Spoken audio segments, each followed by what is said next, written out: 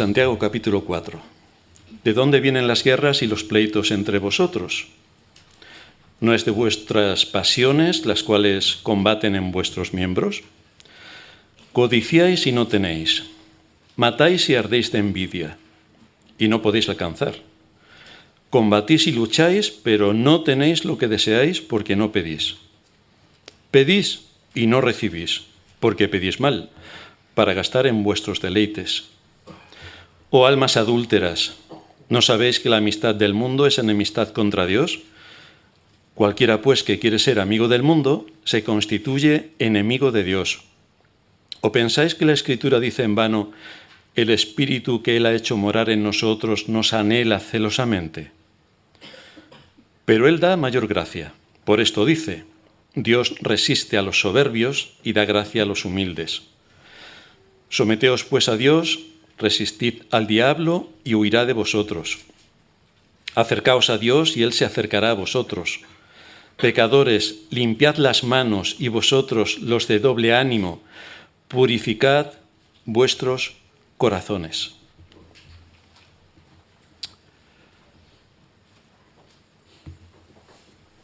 Nuestro mundo. Nuestro fantástico mundo está en general envuelto en guerras. La inversión que se hace para fabricar todo el instrumental bélico es realmente multimillonaria, es extraordinaria.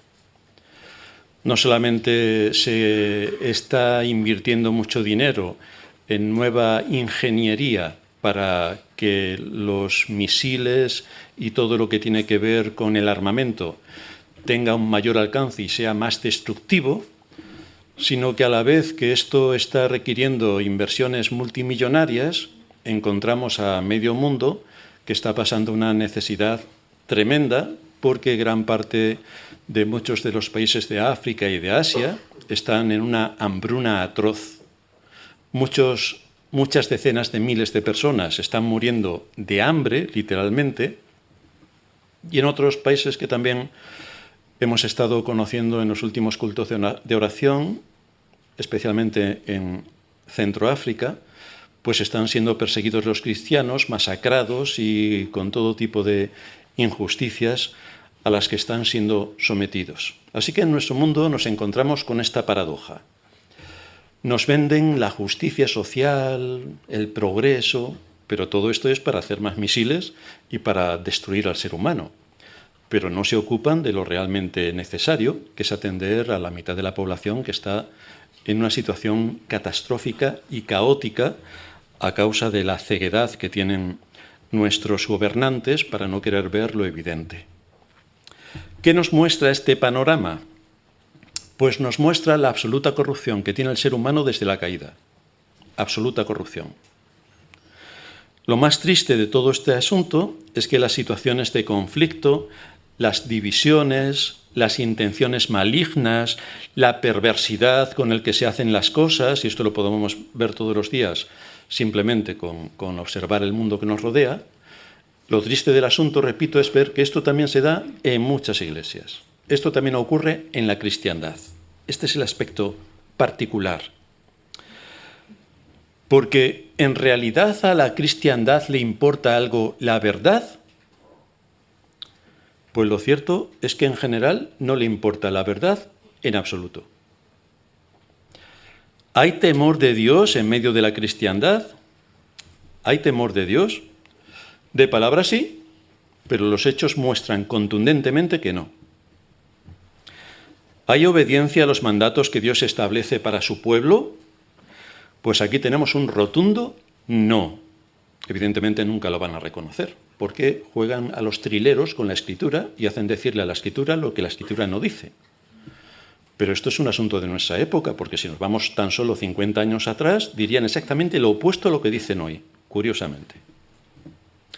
Así que aquí vemos, en medio de la cristiandad, los decretos, los milagros, hablar en lenguas, la profanación del culto, la trivialidad en la adoración, el dirigirse por las emociones, la ausencia de doctrina. Todo esto es un catalizador para despojar al ser humano de su verdadera necesidad. a la vez que todo esto lo único que hace es enviar a los oyentes al infierno. En esto se ocupa la mayor parte de la cristiandad, en enviar a sus oyentes al infierno. El pasaje que tenemos ante nosotros es uno de los más incisivos que nos muestra Santiago y que lo hace, como dijera el apóstol Pablo, que hay que tener un dominio para introducirnos en las Escrituras y sacar todo lo que tiene que decir para aplicarlo a nuestra situación. Lo hace desde la perspectiva de un cirujano que va a operar a corazón abierto a un enfermo. Y nos va a exponer las raíces del mal en el ser humano. Porque las guerras externas, todo lo que nos rodea en nuestro mundo, no son sino la consecuencia de una guerra interior, la del alma sin Dios. Porque si hubiera temor de Dios en el corazón de los hombres, no habría ninguna guerra. Todo estaría en paz. Las iglesias estarían en paz. Pero este mundo no es nuestro mundo. A causa de la caída es imposible mantener la paz. A causa de la caída. El hombre caído, movido por su orgullo, por sus pasiones desordenadas y por su amistad con el mundo, se convierte literalmente, dice Santiago, se convierte literalmente en enemigo de Dios. Por una parte no quiere reconocer la existencia de Dios. No quiere reconocerla porque esto implicaría que tendría que cambiar radicalmente su vida. Y no quiere, bajo ningún concepto. Ama demasiado sus pecados como para tener que decirle sí a Dios y cambiar radicalmente su vida. Ama demasiado sus pecados como para rechazarlos y quiere convencerse de que esto es lo mejor que tiene, lo que le ofrece el mundo, es lo que le hace feliz. No tiene a nadie que rendirle cuentas. A esto le llama libertad, cuando en realidad es un esclavo de sus deseos, pero niega rotundamente tal hecho. Se cree libre, cuando es un auténtico esclavo. No quiere renunciar a nada de lo que este mundo le ofrece, y de ahí su negativa a aceptar a un Dios creador, bajo ningún concepto lo puede admitir, a un Dios legislador, bajo ningún concepto se quiere someter a sus leyes, los 10 mandamientos, y a un Dios redentor, mucho menos quiere aceptar que hay un Salvador que le puede rescatar de la muerte y llevarle a la vida. Eso mucho menos lo quiere aceptar. Por tanto, ridiculiza cualquier asunto que tenga que ver con Dios, con su palabra o con su reino. Cualquier cosa que puedas decir es completamente ridiculizada y solamente lo podemos ver en las instituciones que nos gobiernan. Ridiculizan a Dios siempre que pueden. Lo menosprecian, lo desechan, lo pisotean, blasfeman contra Él. Este es nuestro mundo. El problema es cuando esto se da en el contexto de la cristiandad. El creyente, que no quiere dejar su cómoda vida. No quiere dejar su cómoda vida. Se niega a hacer un uso diario y exhaustivo de los medios de gracia. Pero se llama creyente. Pero no hace nada de esto. Así que nos tenemos que preguntar, ¿cuál es la diferencia entre este creyente que no hace uso de los medios de gracia y un impío? ¿Cuál es la diferencia? La única diferencia es que uno dice que cree en Dios y otro no cree en nada, más bien cree en Satanás. Pero ¿cuál es la diferencia? Cuando lleguen los conflictos, las aflicciones, las pruebas, la tribulación, ¿cuál va a ser la diferencia? ¿Cuál va a ser la respuesta que da aquel que dice que es creyente respecto al que dice que no es creyente? ¿Cuál va a ser la diferencia? Este texto saca a la luz esa enemistad patológica del hombre contra Dios. Y Santiago es bastante severo al aplicarlo con rigor a la Iglesia para que no nos engañemos a nosotros mismos. Aquí se nos muestra, como diría John Owen en su libro La mortificación del pecado, el pecado no muere, sino que debe ser muerto cada día, porque si tú no lo matas, él te mata a ti. Así que en esta guerra estamos. No podemos ser condescendientes con el enemigo, hay que matarlo. Y precisamente esa lucha interior estalla en guerras externas, en divisiones, en enemistades entre hermanos, porque Santiago no habla del mundo en general y nos dice qué mal está el mundo, fijaos cómo están las guerras en el mundo. No, se está refiriendo a una iglesia, la iglesia. Y nos advierte para que nosotros no caigamos en esto. No nos lo dice porque estemos en esto, sino para que no estemos. Por eso nos advierte. Así que hoy vamos a estudiar este texto versículo por versículo para ver qué es lo que Santiago nos está diciendo a nosotros como Iglesia. ¿De dónde vienen las guerras y los pleitos entre vosotros? ¿No es de vuestras pasiones las cuales combaten en vuestros miembros? Por supuesto que todos nosotros, cuando nos acordamos de la Iglesia primitiva, decimos, ¡ay, quién pudiera estar en la Iglesia primitiva! ¿Quién pudiera estar en la Iglesia de Corinto? Pues no te digo nada, la que te iba a esperar. ¿Quién pudiera estar en alguna de las iglesias que se mencionan en Apocalipsis? Pues no te digo nada cómo estaba la situación. Lo que pasa es que cuando el tiempo discurre, tenemos la disposición a idealizarlo todo. Pero luego, si vamos al detalle, veremos que las cosas no estaban tan bien como nos parecen a nosotros. De hecho, en el periodo inmediatamente posterior a Pentecostés, se nos dice en Hechos 4:32 que la multitud de los que habían creído era de un corazón, de un mismo corazón y una misma alma. Estaban todos unidos. Pero no pasaron ni 10 años cuando todo esto se vino abajo. 10 años.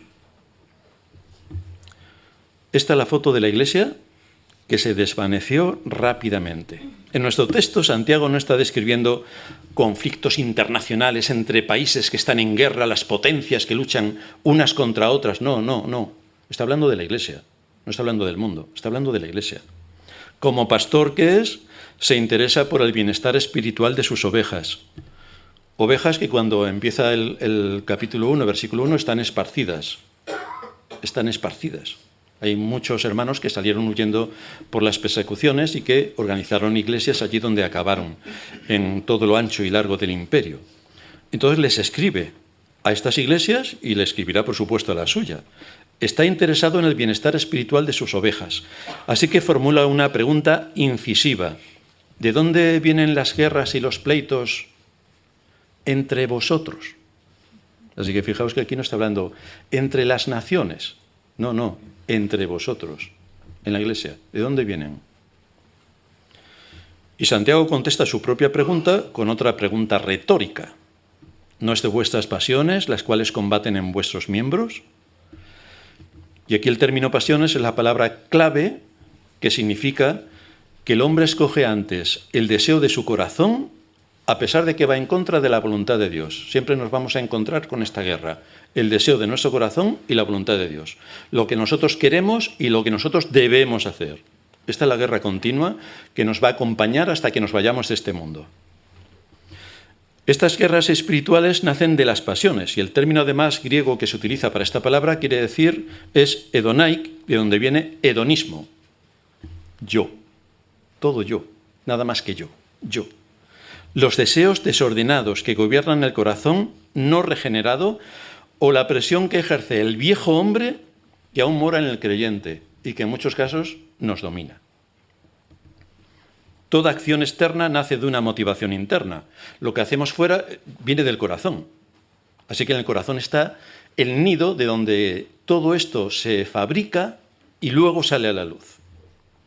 Santiago enseña que la raíz de los conflictos no está en las circunstancias que nos rodean.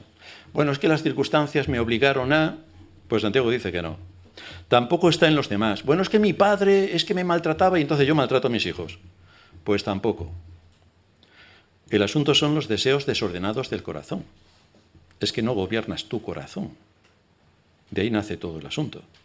A esto se refería el Señor cuando expuso la parábola del sembrador. A los deseos ordenados. Fijaos lo que dice Marcos 4:19, que los afanes de este siglo y el engaño de las riquezas y las codicias de otras cosas entran y ahogan la palabra y se hace infructuosa.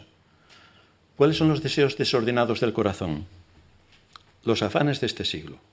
Es que yo quiero ir a la meta que va toda la gente de este mundo. Quiero ir a esa meta. El engaño de las riquezas. Es que si trabajo los domingos me pagan el doble. Qué interesante. Las codicias de otras cosas. Es que yo quiero tener lo que tiene mi vecino, lo que tiene mi primo, lo que tenía mi padre, porque yo voy a ser más pobre que mi padre, seguro. La codicia de otras cosas. Todo esto ahoga en la palabra y la hacen infructuosa. Así que no son los sistemas políticos los que generan la violencia, sino el corazón corrupto. Aquí está el punto crítico, el corazón corrupto. Santiago emplea una metáfora militar combaten en vuestros miembros. Es decir, tenemos una guerra dentro de nosotros, una guerra. El alma es un campo de batalla donde los deseos carnales acosan la razón y la voluntad e intentan derribarla. Quieren quitar de en medio la conciencia, que no tengamos ni conciencia de Dios, que parezca que no estamos delante de Dios rindiendo cuentas por cada uno de los actos que hacemos o por cada uno de los pensamientos que vienen a nuestra mente. El creyente conoce esta lucha, porque sabe que el deseo de la carne es contra el espíritu. Eso todos los que hemos venido a la fe lo sabemos. O sea, hay una lucha espantosa. Algún hermano me decía esta semana que había descubierto que esto lo vamos a tener hasta que nos vayamos de este mundo. Y dije, hombre, bienvenido. Pues sí, hasta que el Señor nos llame o venga, vamos a tener esta lucha continuamente. Así que la primera gran enseñanza que encontramos aquí es que toda guerra externa tiene su origen en el corazón, en la guerra interna que hay en el corazón. Cuando un corazón no está sometido a Dios, entonces deja salir de allí toda la podredumbre y corrupción que tiene dentro y que anida dentro. Y por eso tenemos el mundo que tenemos. Nuestro mundo ha normalizado estas pasiones desordenadas. Queridos hermanos, es normal que tengamos que gastar en Europa 800.000 millones de euros en armamento. Es normal. Mientras que la situación de la sociedad va en picado y cada vez más pobre. Pero vamos a estar armados hasta los dientes. O te vas a países como Sudán, que están muertos de hambre, pero tienen un armamento espectacular, lo cual es bastante sorprendente, que no tienen para darle pan a sus ciudadanos, pero sí para comprar misiles. Esto es sorprendente. Así que todo este tipo de pasiones desordenadas se ha normalizado. Es normal que tengamos que armarnos, es normal.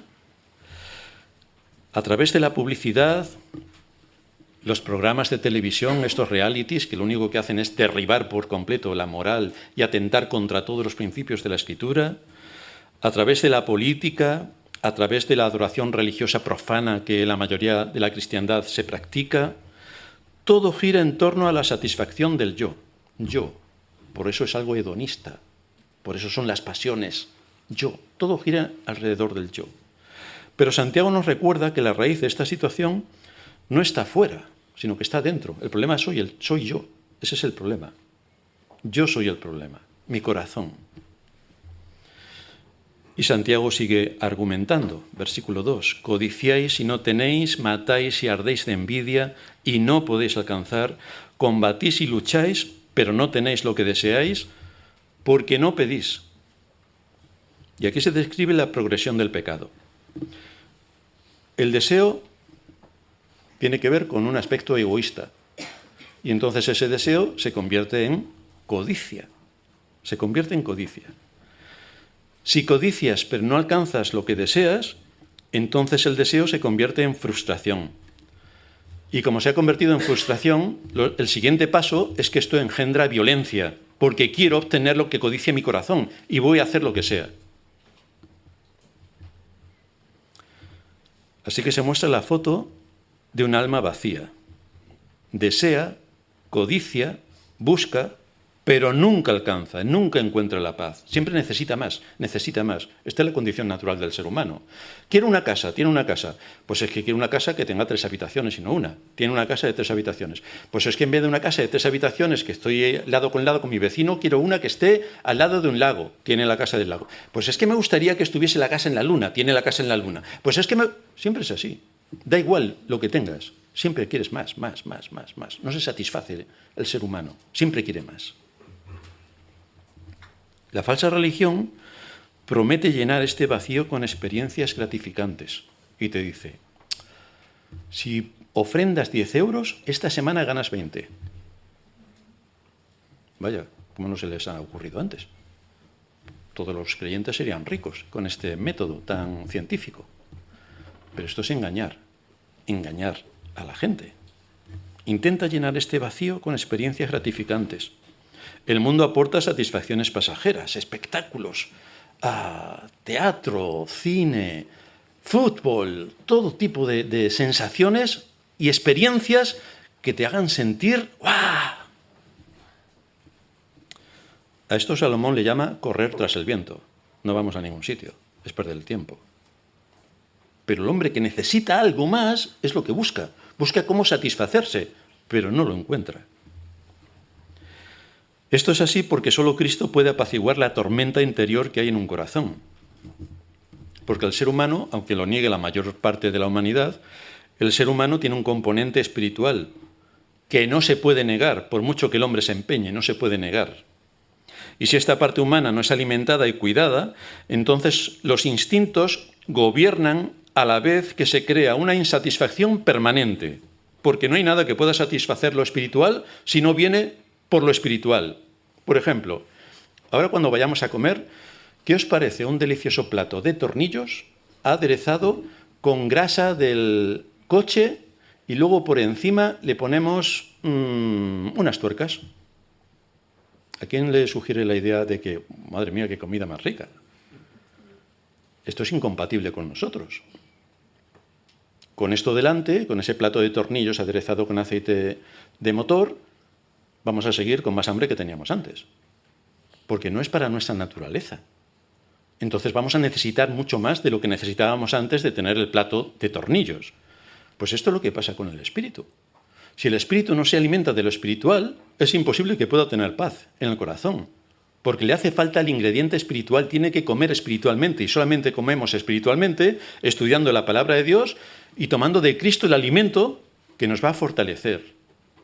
No solo de pan vivirá el hombre, sino de toda palabra que sale de la boca de Dios. Este es nuestro alimento.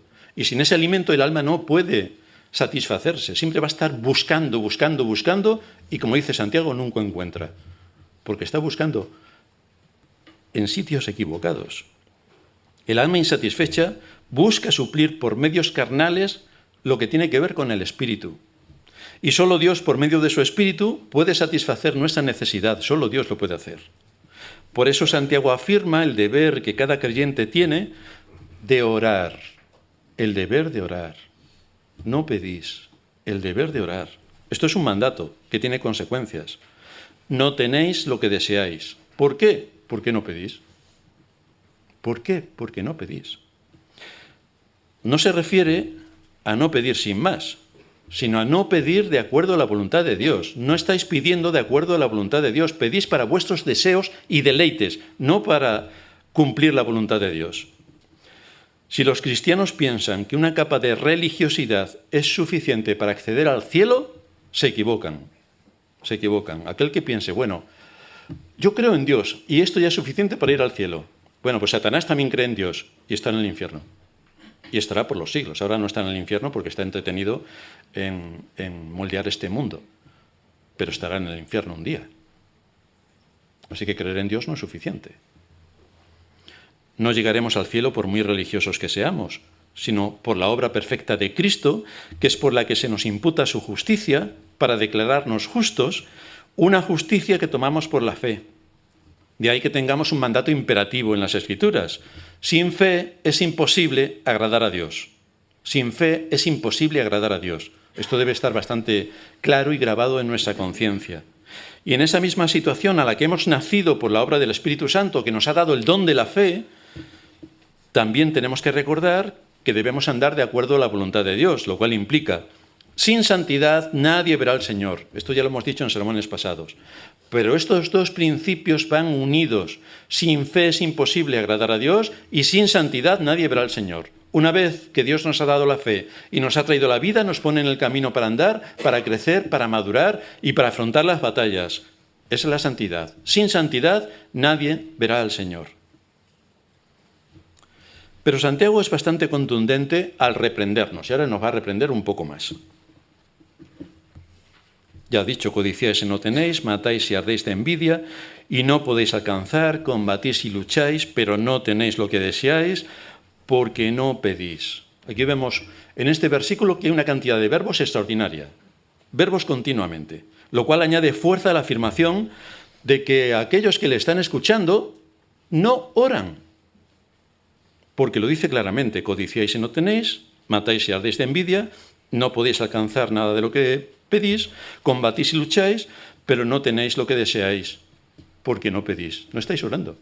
Entonces, si no estáis orando, ¿cómo vais a regular vuestro corazón de acuerdo a la Escritura para pedir aquellas cosas que Dios demanda de su pueblo si no estáis orando? Parece que había entre ellos un fuerte deseo por las posesiones terrenales. Eso era lo más importante. Quiero tener una casa. Quiero tener, pues, un vehículo, los que hubiera en la época. Pero cuando ya lo he tenido, sigo insatisfecho. No obtengo lo que quiero. No me satisface. No cubro mi necesidad más profunda. Y esto ocurre porque si no llevamos a cabo un uso habitual de los medios de gracia, la pregunta que hay que hacerse, si no hago un uso habitual de los medios de gracia, la pregunta que hay que hacerse es, ¿soy cristiano? Solamente me acuerdo de Dios cuando vengo el domingo a la iglesia, porque ya lo tengo marcado en mi rutina, pero el resto de la semana ni me acuerdo. Entonces, Santiago pregunta, ¿pero haciendo esto eres cristiano? ¿Te lo has preguntado? Hombre, sí, soy cristiano porque vengo a la iglesia. Bueno, ya veremos más adelante si eso es así. ¿Pero eres cristiano? Y la evidencia de que esa persona es simplemente religiosa, pero no es cristiana, es literalmente que no ora. Y uno puede decir, sí que oro, sí que oro. Santiago entonces añade, pero lo haces mal. Lo poco que oras, lo haces mal. Esto a lo que se refiere el versículo siguiente, el versículo 3. Pedís y no recibís, porque pedís mal para gastar en vuestros deleites. Para gastar en vuestros deleites. Santiago dice que si cuando oramos no recibimos una respuesta, la causa no está en Dios, está en nosotros. Es que el Señor no me oye. Bueno, ¿has orado de acuerdo a la voluntad de Dios? ¿O has orado de acuerdo a tus deseos egoístas? Porque este es un matiz importante. Cuando el creyente ora a Dios en nombre de Cristo, no solamente debe creer que Dios le escuchará y contestará su oración, también debe preguntarse si su oración honra el nombre de Dios, si es para el avance de su reino y si está en armonía con su voluntad. Estos son los principios que debe mantener una oración. Si estos son los motivos del creyente cuando ora, Dios le escuchará, pero bajo estos motivos, bajo estas cláusulas, no bajo otras, bajo estas cláusulas. El asunto es que muchos que se llaman cristianos ni siquiera se molestan en orar, ni siquiera. Porque como Dios va a hacer su voluntad, que haga lo que quiera, pero esto no es una razón, porque tenemos un mandato en la Escritura. Orad sin cesar. Más claro no puede ser. Y cuando oran, si lo hacen, o bien es por rutina, repitiendo las frases, como hacen en las religiones paganas, o llegan a Dios con peticiones equivocadas. Se han equivocado de ventanilla. Hay oraciones que Dios no escucha, no porque no tenga el poder para cumplirlas, sino porque son una ofensa. ¿Cuál debe ser la motivación verdadera cuando oramos? Sacar la lista de la compra. Señor, quiero que me suban el sueldo, quiero que mis hijos me obedezcan. Muchas veces la cristiandad cree que Dios es el genio de Aladino que está para cumplir nuestros deseos. Tú pide por esa boquita que el Señor te tiene que escuchar porque tú dices que eres creyente. Así que pide. Realmente esto es lo que está apuntando Santiago. Pedís para gastar en vuestros deleites. Para gastar en vuestros deleites. Lo cual significa usar a Dios como instrumento para beneficio propio. Pero fijaos, hermanos, el otro día lo estábamos comentando con los jóvenes. El Señor podría haber utilizado sus milagros para beneficio propio. Por ejemplo, su padre terrenal se murió joven, porque no tenemos constancia ninguna de él en todas las Escrituras. Podría haberlo resucitado, como resucitó a otros, y así haber mantenido su hogar con todo completo, pero el Señor no lo hizo. No resucitó a algo que podía resultarle beneficioso a nivel egoísta. No. Los apóstoles, algunos de ellos hacían milagros, pero ninguno hizo un milagro para evitarse las 1000 dificultades en las que se vieron envueltos. No eran egoístas, no buscaron lo suyo propio. Esta es la perversión de la oración convertida en una herramienta del egoísmo y que se desvía para nuestros asuntos egoístas. Pero el asunto es que Dios no escucha las oraciones que vienen de un corazón lleno de codicia o de egoísmo. Dios no escucha esas oraciones. Cuando el creyente ora por motivos carnales, su oración se convierte en abominación, dice Proverbios 28:9. Es una abominación cuando pedimos para nuestras cosas personales y para satisfacer nuestro egoísmo. Es una abominación. Calvino comenta: Dios no es un siervo de nuestros deseos. Más bien, nuestros deseos deben ser transformados por su espíritu hasta que concuerden con su voluntad. Y esto es lo que debemos ratificar. Platón, que no era ni creyente, decía: nosotros no oramos para que los dioses cumplan nuestra voluntad, sino para que nosotros nos sometamos a la voluntad de los dioses. Y era ateo, era pagano, más bien.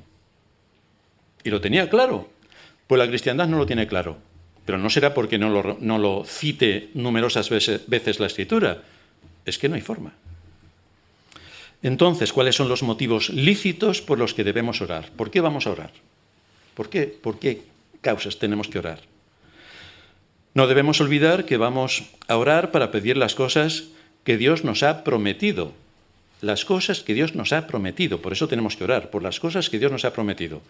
¿Y cuáles son las cosas que nos ha prometido? Dice el apóstol Juan en su primera carta, capítulo 5, versículo 14, que si pedimos cualquier cosa conforme a su voluntad, Él nos oye. De donde se deduce que si pedimos alguna cosa que no es conforme a su voluntad, no nos oye.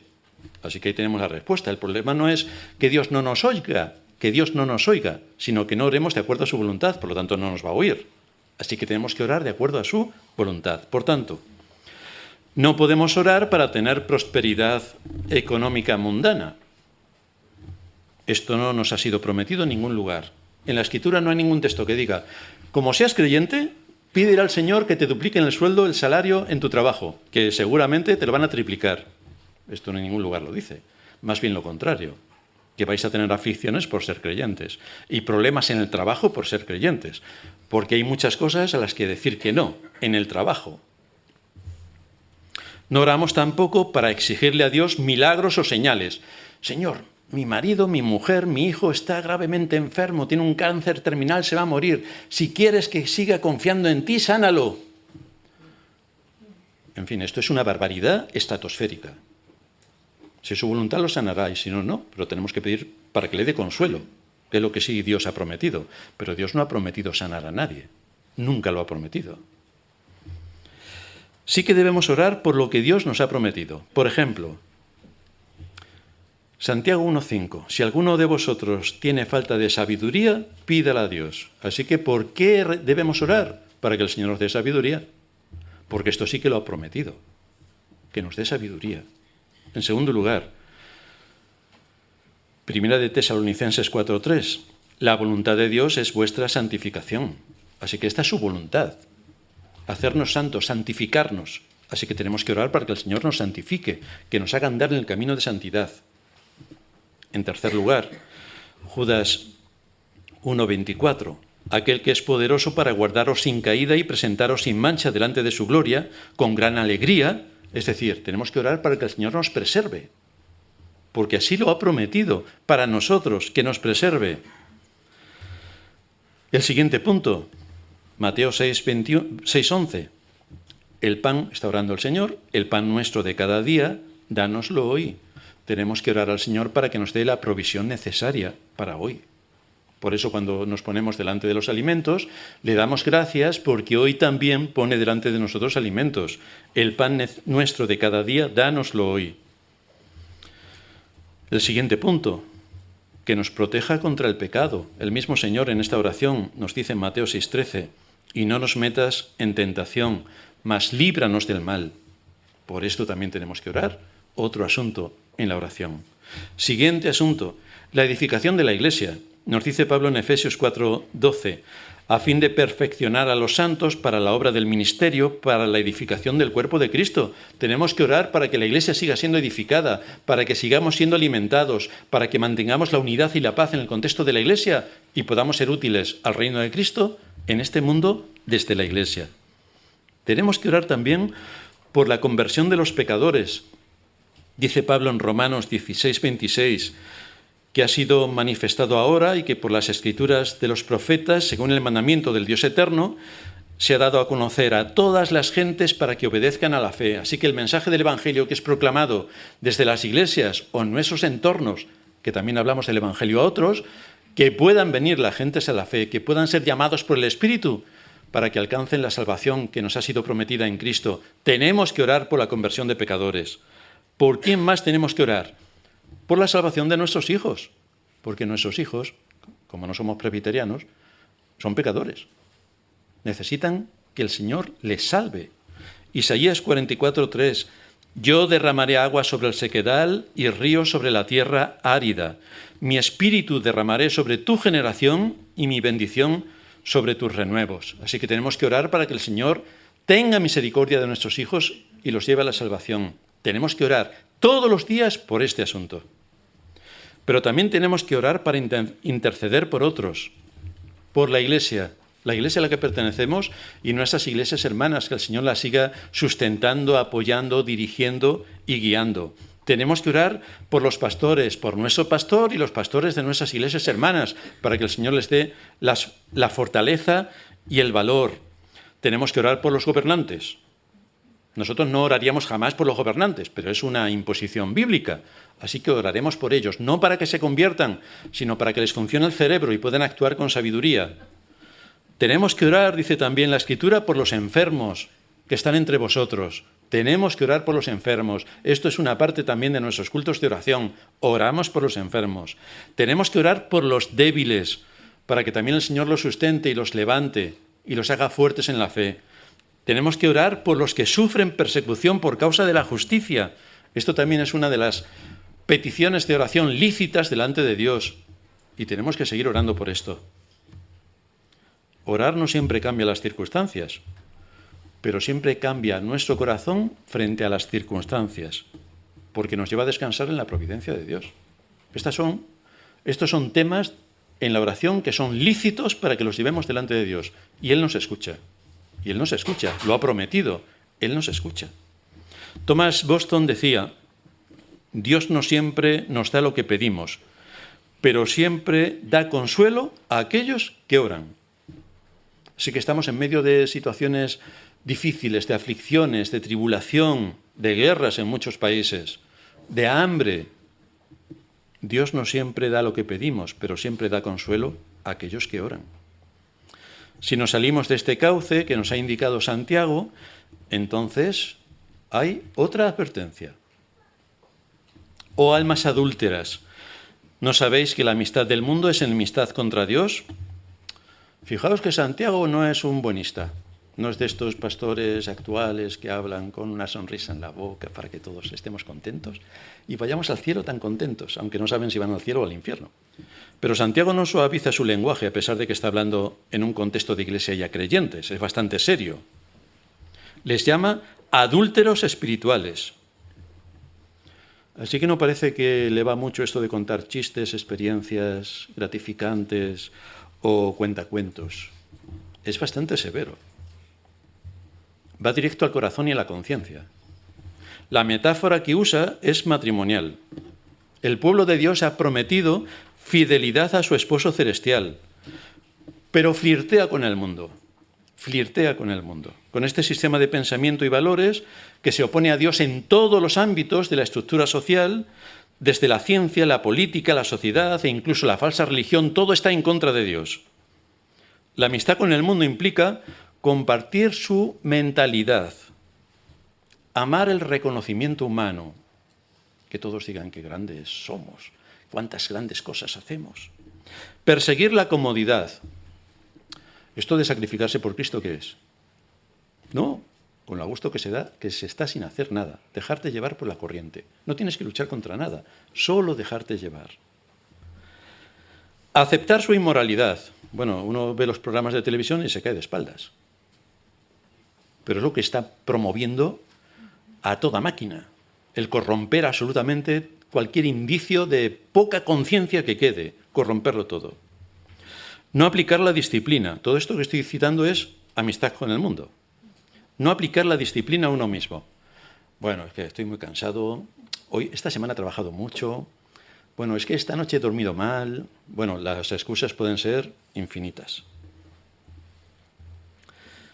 Ser condescendientes con nuestras responsabilidades. Bueno, al final se trata de un tema de la Iglesia, y si no lo hago yo, pues ya lo hará Martín. ¿Qué más da? Da igual. Ya lo hará otro, en vez de que lo haga yo. Olvidar nuestro papel, pero resulta que somos hijos de Dios. Somos hijos de Dios. Esto tiene una connotación importante que no podemos olvidar. Unirnos a la corriente social y aceptar como bueno o malo lo que el mundo considera bueno o malo. Es decir, normalizar todo lo que contraviene la voluntad de Dios, porque es el mundo en el que vivimos. Y entonces nosotros lo normalizamos. Bueno, ¿qué le vamos a hacer? Si tenemos aquí un guay, una guay, uno de Paraguay, ¿qué más da? Si al final todos somos hijos de Dios y lo importante es el amor. El amor es lo importante. Entonces, ¿qué más da que sean dos iguales o dos diferentes? O que sea... En fin, podemos llegar a barbaridades extraordinarias. El riesgo de fondo es que alguien se crea que es creyente porque viene a la iglesia, pasa el día con los hermanos, porque si solo es una mera formalidad, si es un asunto externo, entonces está igual de perdido que el que nunca ha escuchado el Evangelio. No ha roto con el mundo. Sigue con el mismo modus operandi que el mundo. Piensa lo mismo ante una aflicción que el mundo. Cuando le viene una prueba, piensa lo mismo que piensa la gente del mundo. Cuando afronta un problema, lo afronta igual que lo hace la gente del mundo. Entonces, ¿cuál es la diferencia? ¿Cuál es la diferencia? No ha roto con el mundo, solo se ha maquillado de religión. Pero la religión no salva. Solo Cristo salva. Pero Cristo nos da las herramientas para afrontar las situaciones del mundo y no pensar como el mundo. La urgencia a la que nos lleva Santiago es a que consideremos el impacto que esto tiene en los creyentes y el impacto que tiene en la Iglesia. Porque si se asume lo fantástico del mundo, si se busca la relevancia social antes que la reverencia, la aceptación social antes que la santidad, la dejación de funciones antes que el compromiso por la verdad, con todo el sacrificio que esto conlleva, entonces estamos corriendo un altísimo riesgo, porque entonces estamos flirteando con el mundo, estamos siguiendo su patrón. Me sumo a la corriente del mundo y no tengo que hacer nada, todo me viene dado, es seguir la corriente. Pero es que el cristiano va contracorriente, o sea, va a sufrir lo que no está escrito. Bienvenido. Es que todo lo que piensa el mundo, nosotros estamos en las antípodas. Así que vamos a ir en contra de su forma de pensamiento, en contra de su ideología, en contra de sus tácticas, en contra de sus métodos, en contra de sus métodos de enseñanza, en contra de todo, porque la Escritura nos marca otro camino. Así que Santiago está lanzando una severa exhortación a la Iglesia. Cualquiera, pues, que quiera ser amigo del mundo se constituye enemigo de Dios. Así que aquí tenemos el asunto. Bueno, pero podemos estar en los dos mundos a la vez. Pues parece que no, según lo que aquí nos enseña Santiago. Luego hay otros textos en las Escrituras que lo ratifican, pero Santiago dice que no. Y Santiago está inspirado por el Espíritu Santo, por eso está su carta en las Escrituras. En esta guerra en la que estamos envueltos no hay ninguna neutralidad. No hay un punto neutral. O buscas agradar a Dios según su palabra, o el mundo te seduce para que le agrades a Él. Pero no hay punto neutral. Nuestra verdadera posición comienza cuando renunciamos a todo deseo de ir de la mano del mismo sistema mundano que crucificó a Cristo. Esto no lo olvidemos, porque fue este mundo que crucificó a Cristo. Y nosotros vamos de la mano. Eso es bastante chocante. Por eso Santiago se expresa tan enérgicamente cuando dice que una persona no puede estar bien con el mundo y bien con Dios al mismo tiempo. Esto es incompatible. O sea, esto no puede ser. No hay quien se lo crea, salvo el que se engaña a sí mismo. El mundo no tolera a los que considera sus enemigos. Y esto lo puedes ver en nuestros días. Como a alguien se le ocurra a través de las redes decir algo en contra del relato oficial y de lo que dice el sistema, te bloquean en todos sitios. Y no te matan. Bueno, te pueden matar si vas un poco más allá, porque muchos se han muerto en accidentes. ¿Qué vamos a hacer? Pero si dices algo en contra contundentemente y tienes una posición de privilegio para atentar contra el sistema perverso en el que vivimos, pues te van a quitar de en medio rápidamente. Así que no puedes decir nada en contra del mundo. Te tienes que unir a él y hacerle reverencias y seguir su modo de pensamiento. Pero lo mismo ocurre al contrario. Si tú no eres amigo de Dios, te conviertes en su enemigo. El mundo no tolera a los que considera sus enemigos, pero Dios considera al amigo del mundo como su enemigo. Por eso lo define aquí Santiago, que es enemigo de Dios. El amigo de Dios, que soporta la enemistad del mundo, siempre puede hallar consuelo en la Escritura. El reformador del siglo XVI, John Knox, dijo: un hombre con Dios a su lado siempre está en mayoría, pero la persona que tiene a Dios como enemigo está sola, ya que el mundo no puede ayudarle. No puede ayudarle. ¿Quién es el enemigo de Dios? Pues el cristiano ha sido puesto en el mundo, pero no es del mundo. El apóstol Juan lo advierte. No améis el mundo ni las cosas que hay en el mundo. Si alguien ama al mundo, el amor del Padre no está en él. ¿Cuánto me gusta el mundo? Esto no quiere decir que disfrutemos de las cosas lícitas que Dios también creó para nosotros, cosas lícitas. Pero no todo en el mundo son cosas lícitas. Por eso tenemos que discernir qué es sí, qué es no. También debemos tener mucho cuidado, porque uno puede pensar que es del mundo si roba, si mata, si es un delincuente, esos son del mundo. Se lleva tatuajes como los expresidiarios, entonces esos son del mundo. E incluso puede pensar que son del mundo si es un político, también son del mundo. Pero el tema es más sutil. Una persona es del mundo cuando su obediencia a Dios es nula. Simplemente se deja arrastrar por su cultura. Solamente con eso ya eres del mundo. Cuando su esfuerzo en vivir de acuerdo al camino que le marca la santidad en las Escrituras, pues no existe, nuevamente se deja arrastrar por el mundo. Como nuestra cultura, quitando los aspectos psicodélicos de la cultura, más o menos es normal, más o menos, pues con dejarte arrastrar, más o menos normal, pues parece que eres creyente, pero no eres creyente. Cuando una persona se decanta para seguir el camino ancho del mundo, ya ha hecho una elección consciente de rechazar a Dios. Ha hecho una decisión consciente de rechazar su palabra. Por lo tanto, cualquiera que se decanta deliberadamente a favor del mundo está en contra de Dios. Es decir, debe saber que Dios es su enemigo, es lo que está diciendo Santiago. Debe saber que Dios es su enemigo. Y sigue afirmando Santiago en el versículo 5. ¿O pensáis que la Escritura dice en vano, el Espíritu que la ha hecho morar en nosotros nos anhela celosamente? Pero Él da mayor gracia. Por esto dice, Dios resiste a los soberbios y da gracia a los humildes. Así que Santiago se remite aquí a las Escrituras. ¿A dónde tenemos que ir para buscar la base y el fundamento de nuestra fe y los argumentos que defiendan nuestra posición? A las Escrituras. ¿O pensáis que la Escritura dice en vano, así que Santiago se va a la Escritura para probar que lo que acaba de decir es exactamente de acuerdo a la voluntad de Dios y a la verdad? ¿Cuál es el remedio para pelear la buena batalla de la fe? Porque por muy buenas y suaves que sean las palabras en las que el mundo te envuelva para hacer que no parezca tan malo lo que realmente es muy malo, el asunto es que estamos en una guerra por el alma, que implica, como decía antes, la mente, el corazón y la voluntad.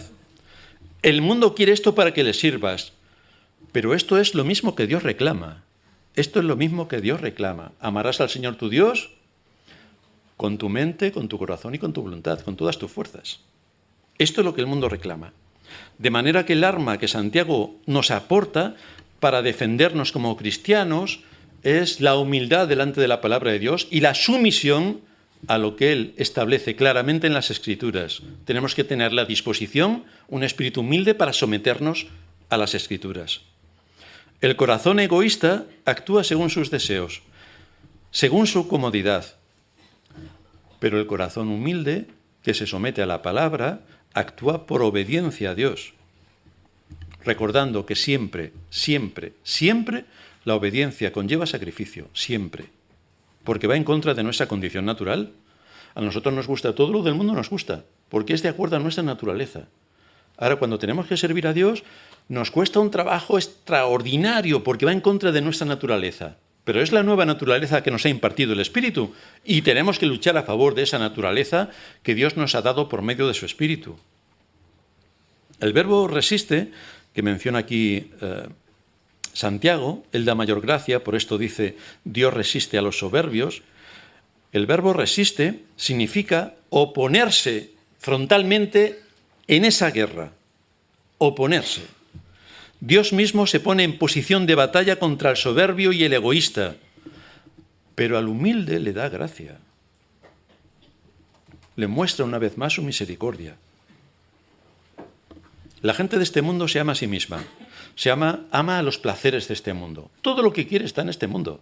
Aquí está su hogar. Su corazón está lleno de egoísmo. Por eso, si estáis en entornos laborales multiculturales, me refiero a multidepartamentales, veréis el egoísmo atroz que hay en medio de empresas multinacionales. Es decir, a ver quién llega primero y quién somete a los demás a toda costa. La gente de este mundo se ama a sí misma. Busca el placer y el deseo en este mundo. Su corazón, que está lleno de egoísmo, les hace indiferentes a Dios y a su palabra. No lo quieren ni ver. Pero Santiago no se refiere a ellos. Se refiere a la Iglesia. Se refiere a la Iglesia. Porque si hemos sido arrastrados por la corriente del mundo, puedes ver tus propias evidencias de esto cuando vienes a los cultos en el Día del Señor, que eres expuesto a su palabra. Y esto te debe servir para analizarte. Él ha dispuesto que hoy tengas este plato excepcional en el Día del Señor. Pero también hay una advertencia que nos muestra la misma enseñanza de la palabra.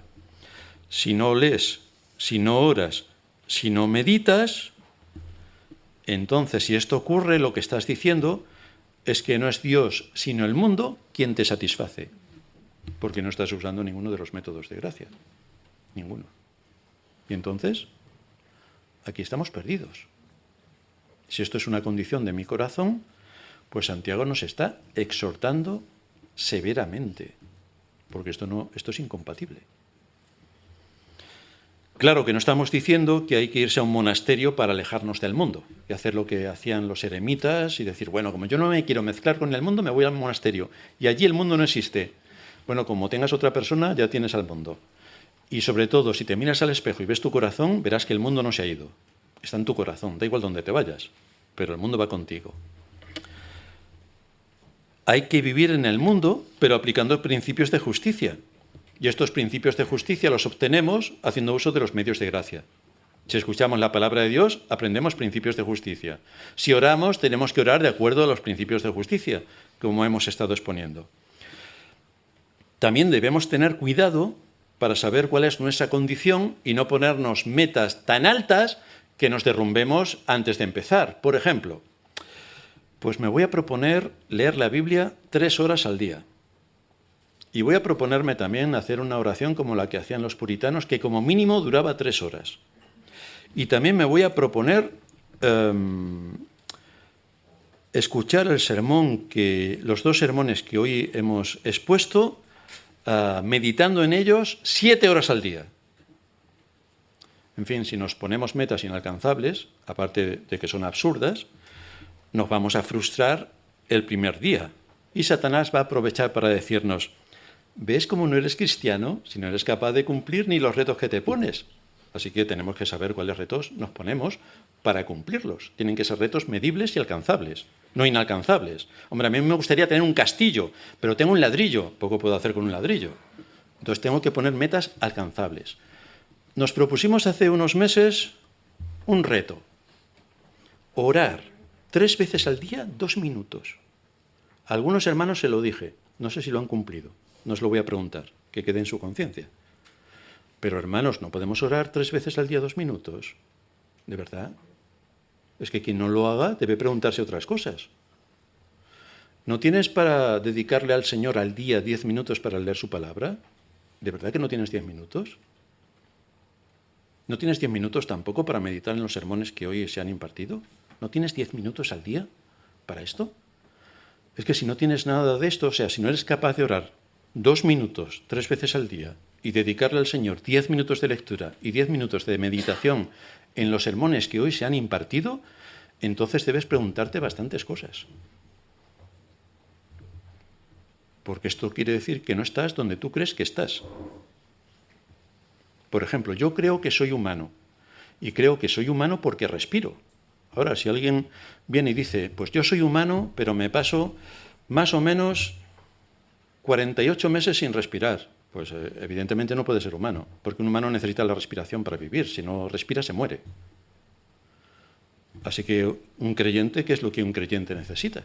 Si la oración es la respiración del alma y no oras, no le dedicas tiempo a Dios para orar.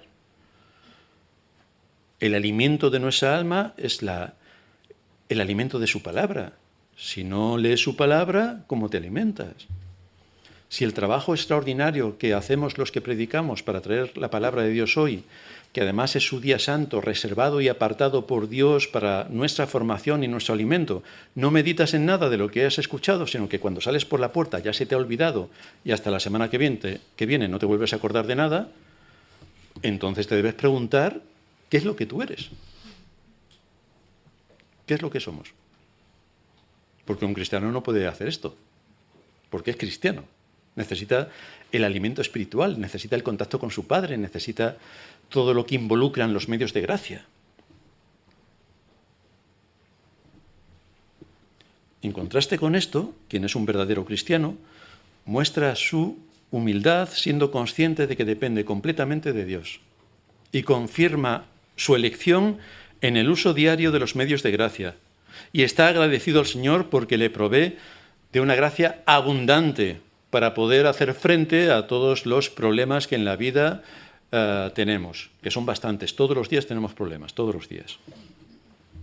Y cuando viene algo que se escapa a nuestra comprensión, descansamos entonces en la providencia de Dios, porque Dios sabrá lo que hace, porque este mundo es suyo.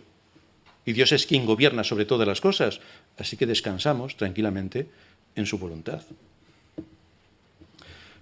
Pero el egoísmo impide la gracia. ¿Qué podrían decir nuestros médicos si cuando recetan algo el paciente no hace ni caso? Pues es normal que el paciente empeore. Bueno, también tengo que decir que en esta época a lo mejor lo que te recetan te mata. Pero hace años no, hace años no. Hace años estábamos cubiertos. ¿O qué podemos decir si un hijo rechaza el consejo de sus padres? Pues seguramente va a tener muchos problemas, seguramente. ¿Y qué podemos decir de las señales de tráfico? Nos indican el destino, nos indican la velocidad que tenemos que ir, si hay una curva peligrosa, nos indican muchas cosas. Estas señales son descriptivas y específicas. Así que es lo que está haciendo Santiago. Nos da cierto número de indicaciones que nos ayuden a viajar en la ruta de la vida para que lleguemos a nuestra patria celestial. Pero si no las tenemos en cuenta, si las desechamos, entonces la evidencia es que no estamos en el camino recto. Esta es la señal de alerta que nos está dando Santiago. Ojo, ¿dónde estáis? Ojo, ¿dónde estáis? El remedio a todo esto nos lo dice Santiago a continuación, a partir del versículo 7. Someteos pues a Dios, resistid al diablo y huirá de vosotros. Acercaos a Dios y Él se acercará a vosotros. Pecadores, limpiad las manos, y vosotros, los de doble ánimo, purificad vuestros corazones. Así que aquí la sumisión a Dios y la resistencia al diablo son dos actos inseparables. El que no se somete a Dios no puede resistir al diablo. Está perdido. Santiago habla directamente a aquellos que estando en la iglesia están cegados por el egoísmo. Y les advierte por esto. E indirectamente, sacando el caso concreto que Santiago esté tratando en aquella iglesia, pues lo dice a la Iglesia Universal, a nosotros también. Pero fijaos que es muy específico en sus consejos y exhortaciones, y nos dice cómo quitarnos el egoísmo, que es una de las lacras que tiene el ser humano desde la caída. Es egoísta, orgulloso, soberbio e incrédulo. Esas son las 4 marcas fundamentales. Luego hay más.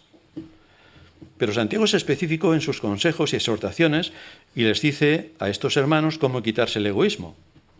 Someteos a Dios. Que no seáis vosotros el centro. que sea Dios el centro, someteos a Dios. Y cuando Santiago dice someteos, lo que en realidad quiere decir es obedeced el Evangelio. Obedeced lo que Dios ha dejado revelado en su palabra, que es lo que os puede instruir para la salvación. En griego Lucas usa el mismo verbo cuando describe al Jesús de 12 años que fue obediente a María y a José. El Señor, obediente a sus padres. Pues a esto se está refiriendo aquí Santiago. Obedeced.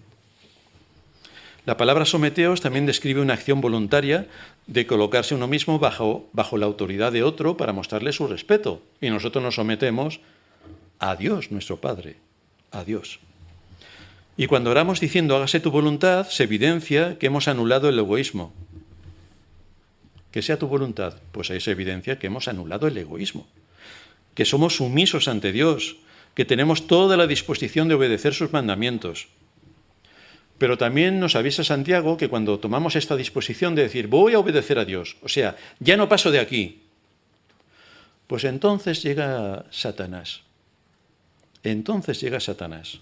Y es a lo que Santiago hace mención. Satanás trata por todos los medios de desviarte llevándote a la tentación. Estoy muy cansado, no he dormido, me duele un pie, tengo muchas cosas que hacer, no tengo tiempo, mil cosas.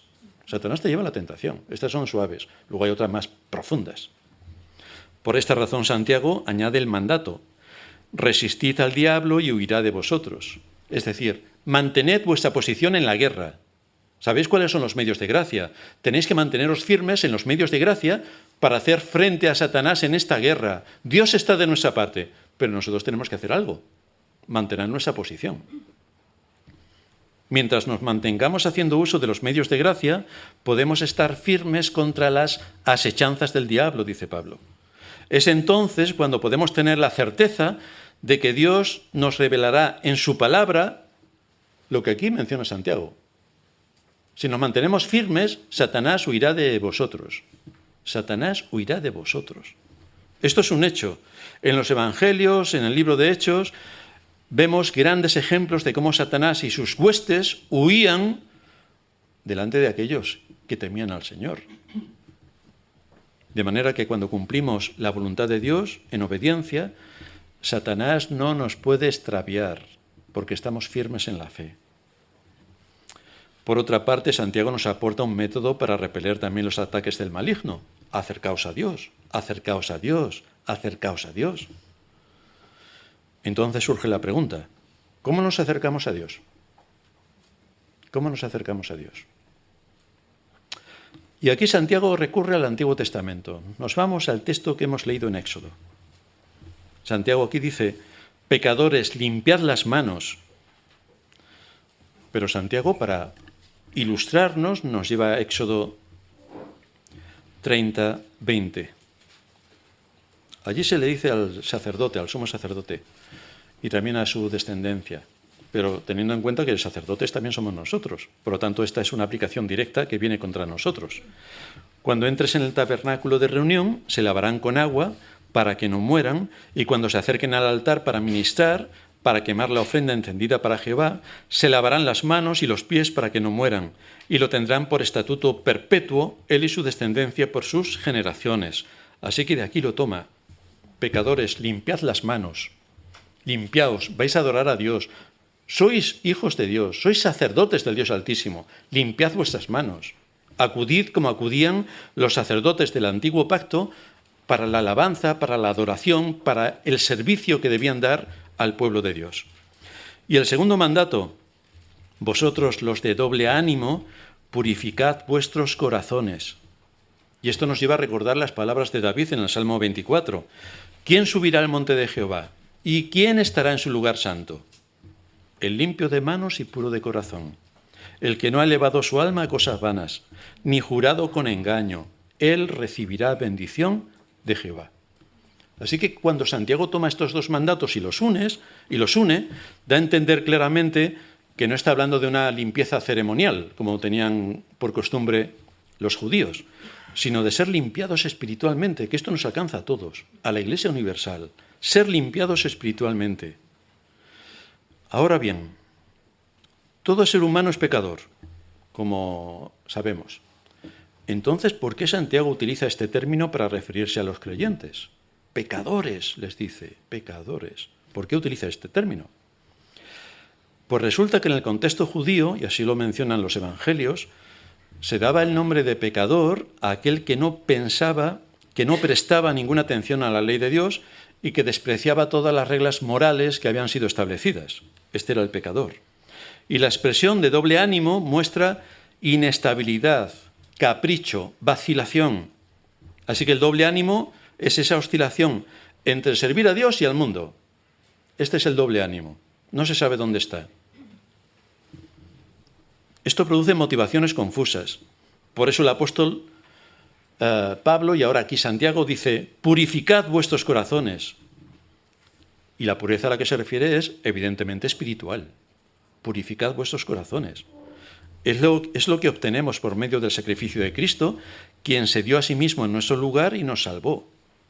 Entonces hay algo que nos debe unir a esto que Cristo hizo. Puesto que Cristo nos ha salvado, tiene que haber una evidencia de lo que somos por lo que Cristo hizo por nosotros. Nos vamos a la conclusión. Hoy es el Día del Señor. La cristiandad, cómo no, celebra eventos divertidos o musicales en el contexto de la adoración. Pero poco se dice del arrepentimiento y de la convicción de pecado. Y no se muestra cómo es el mundo y sus engaños frente a lo que la Escritura expone para proceder al arrepentimiento y que se pueda obtener el perdón.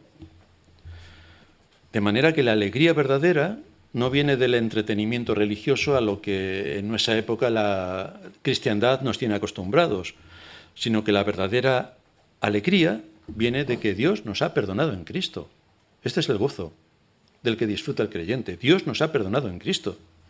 Solo quien se duele de su pecado puede servir a Dios con una motivación pura. Solo el que se duele de su pecado, que ha visto su pecado, que sabe cómo Cristo murió por sus pecados, que sabe todo lo que esto implica en el proceso de salvación y que sabe qué es lo que le debe a Dios.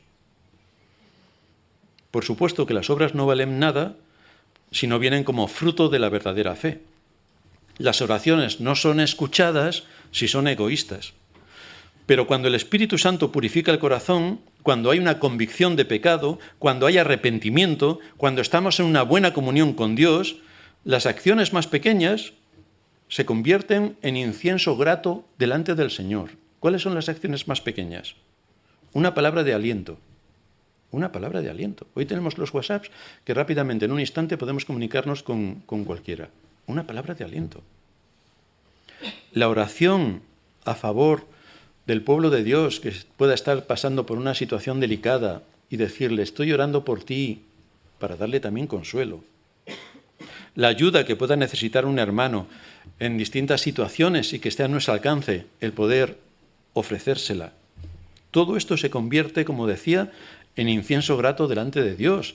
Este es nuestro papel también en este mundo. Cristo nos llama, por tanto, a ser fieles en cuanto a lo que Él nos enseña en su palabra.